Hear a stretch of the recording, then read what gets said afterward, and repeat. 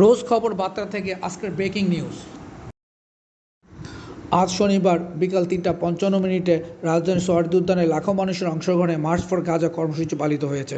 জাতীয় মসজিদ বাইতুল মোকাররমের খতিব মোহাম্মদ আব্দুল মালেকের মোনাজাতের মধ্য দিয়ে এই কর্মসূচি শেষ হয়। কিশোরগঞ্জের ঐতিহাসিক পাগলা মসজিদের দান সিন্দুকগুলো যেন টাকার খনি হয়ে উঠেছে। প্রতিবার খুললেই পাওয়া গেছে কয়েক কোটি টাকা। সময়ের সাথে পাল্লা দিয়ে বাড়ছে দানের পরিমাণ। এই কারণে প্রতিবারই বাড়ানো হয় দান সিন্দুকের সংখ্যা। এবারও তার ব্যতিক্রম হয়নি। নির্ধারিত 10টি দান সিন্দুক খোলার আগেই পূর্ণ হয়ে যাওয়া দান বাক্স হিসেবে যুক্ত করা হয় একটি ট্রাঙ্ক।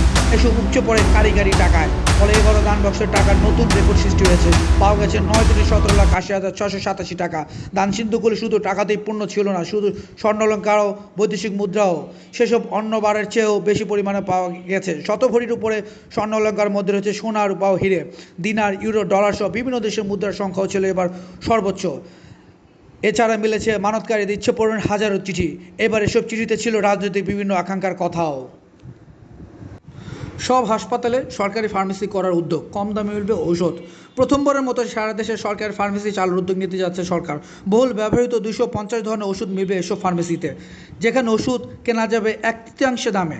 সম্প্রতি গণমাধ্যমকে বিষয়টি নিশ্চিত করেছেন স্বাস্থ্য ও পরিবার কল্যাণ মন্ত্রণালয়ের বিশেষ সহকারী অধ্যাপক ডাক্তার সাইদুর রহমান। ভারতকে কোনো চুক্তি স্বাক্ষরে চাপ দেওয়া যাবে না, বা চাপের মুখে ভারত কোনো সিদ্ধান্ত নেবে না, বিশেষ করে যখন দেশের জনগণের স্বার্থ রক্ষার কথা আসে। কথা স্পষ্ট করে জানিয়ে দিয়েছেন বাণিজ্য মন্ত্রী পীযূষ গোয়েল। মার্কিন প্রেসিডেন্ট ডোনাল্ড ট্রাম্প নয়াদিল্লির ওপর ওয়াশিংটনের আরোপিত শুল্কের ওপর 90 দিনের স্থগিতাদেশ ঘোষণা করার কয়েকদিন পর গোয়েলের এই মন্তব্য সামনে এলো। এই পদক্ষেপকে উভয় দেশের তরফে একটি সংক্ষিপ্ত সুযোগ হিসেবে দেখা হচ্ছে, যেখানে দ্বিপাক্ষিক বাণিজ্য চুক্তি সম্পন্ন করার চেষ্টা করা হবে, যা এখনও প্রক্রিয়াধীন।